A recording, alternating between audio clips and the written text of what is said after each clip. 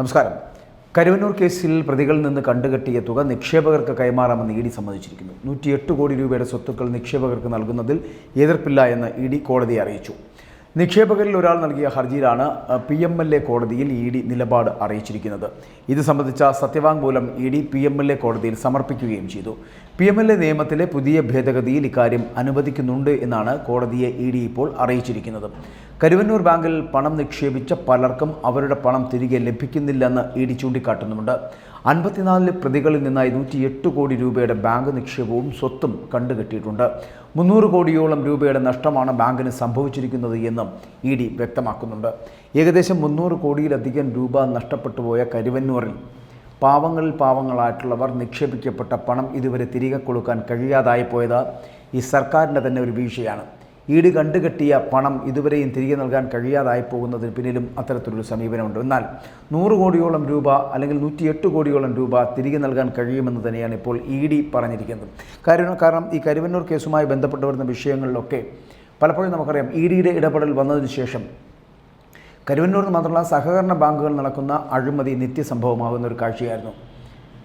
കാലാകാലങ്ങളായി നടന്നു വരുന്ന ഇത്തരത്തിലുള്ള അഴിമതി കേസുകൾക്ക് ഒരു തരത്തിലും പിടികൊടുക്കുവാൻ ഇവിടുത്തെ രാഷ്ട്രീയ പാർട്ടികൾ തയ്യാറായിട്ടുമില്ല.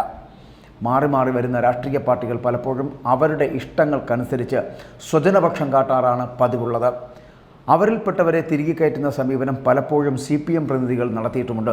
അങ്ങനെ സഹകരണ ബാങ്കുകൾ എപ്പോഴും ഈ CPMന് അനുകൂലമാകുന്ന ഒരു സ്ഥിതിവിശേഷം ഉണ്ടാക്കിയെടുക്കുന്നുണ്ട്. കാരണം A ക്ലാസ് മെമ്പർഷിപ്പുകൾ നൽകുന്നതടക്കം CPM അനുഭാവികൾക്കോ അനുകൂലികൾക്കോ അവരുമായി ബന്ധപ്പെട്ട് വരുന്ന അണികൾക്കോ മാത്രമാണ് പലപ്പോഴും പല സഹകരണ ബാങ്കുകൾ സ്ഥാപനങ്ങളിലും A ക്ലാസ് മെമ്പർഷിപ്പുകൾ നൽകുന്നത്. A ക്ലാസ് മെമ്പർഷിപ്പുകളുടെ പ്രത്യേകത എന്ന് പറയപ്പെടുന്നത് ഒരു സംവിധാനം, അതായത് സഹകരണ ബാങ്കിൻ്റെ തിരഞ്ഞെടുപ്പ് വരുമ്പോൾ സഹകരണ ബാങ്കിലേക്കുള്ള ഭരണസമിതിയുമായി ബന്ധപ്പെട്ട് വരുന്ന വിഷയങ്ങളിൽ തിരഞ്ഞെടുപ്പ് വരുമ്പോൾ ആ തിരഞ്ഞെടുപ്പിലേക്ക് വോട്ട് ചെയ്യാനുള്ള അവകാശം A ക്ലാസ് മെമ്പർഷിപ്പ് ഉള്ളവർക്ക് മാത്രമാണ്.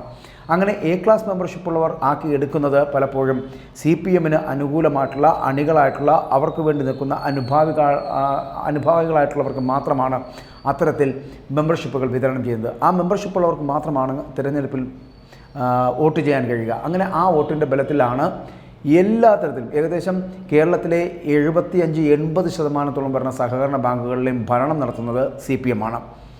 അതിന് കാരണമായി പറയുന്നതും ഇതുതന്നെയാണ്. മെമ്പർഷിപ്പിലെ വിതരണം എന്ന് പറയപ്പെടുന്നത്, അതായത് A ക്ലാസ് മെമ്പർഷിപ്പിലെ വിതരണം എന്ന് പറയപ്പെടുന്നത് അനുഭാവികൾക്കും അനുകൂലികൾക്കും ഒപ്പം തന്നെ അണികൾക്കും മാത്രമാണ് CPMൻ്റെ.